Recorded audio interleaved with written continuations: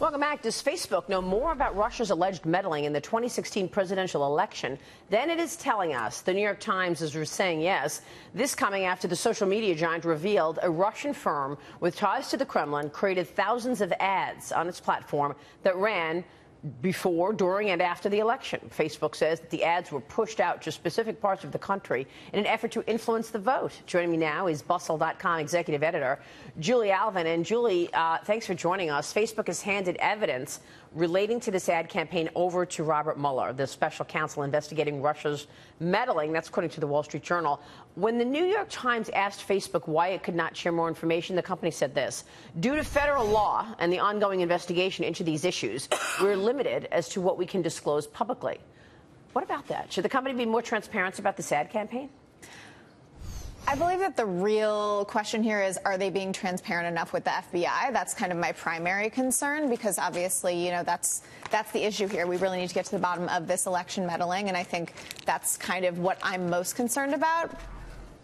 That's my primary concern. Secondarily, I'm certainly concerned as far as what their meddling has been in the actual election, what these organizations have done. And in general, Facebook has had a terrifying impact on this election. They were suppressing conservative thought on the website. They were proliferating fake news. And, you know, now we're learning that they were allowing for these sort of shadowy organizations to put this propaganda, essentially, out in front of the American people. So first step, make sure they're collaborating with the FBI as much as possible. And then I would personally like to know, you know, what I may have been influenced by, or what voters in general may have been influenced by when it came to this kind of information. And to the extent that it was deliberate. Like, so, for example, we know that Facebook has cooperated with China, for example, to censor information that the Chinese government doesn't want their people to read. That is a deliberate business decision, and that certainly has political impact. But I think there is kind of a tricky line here, which is how much do you want Facebook meddling in what you post, and whether or not they decide what you posted was hate speech or something that violates their policies. So more transparency is definitely needed. And I think we're just learning, you know, figuring out the whole internet thing and how you police it. But if Facebook gets too big, gets too powerful, you remember what happened when Microsoft got really big. The government got involved as far as antitrust concerns. So if Facebook's out there and suppressing one side or pushing one side versus another side, it could be grounds for the government to get involved also. And we should point out, both Facebook and Google last week said that they're disabling the ability to pinpoint users interested in anti-Semitic subjects and hate-filled content, because they were essentially, I mean, according to this published report, you were able to buy advertising placement based on anti-Semitic threats.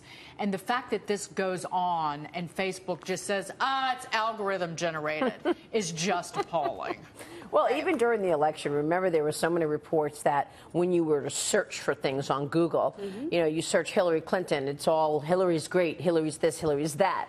And then you couldn't find any of the negative stories about Hillary Clinton. Meanwhile, when you searched Donald Trump, it was all negative all the time. I mean, it's hard to make the case that that's just by coincidence. I'm sorry. Right, and we seem to be getting some stories, you know, from Google, for example, that it is not coincidental that there is a concerted effort to slant some of those search results. Meanwhile, one former New York Times labor reporter getting slammed on social media for criticizing the White House. Stephen Greenhouse slammed the administration for granting 11-year-old Frank Giaccio's request to mow the Rose Garden lawn.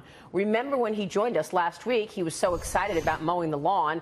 Here's what Stephen Greenhouse tweeted: not sending a great signal on child labor, minimum wage, and occupational safety. Trump White House lets a 10-year-old volunteer mow the lawn.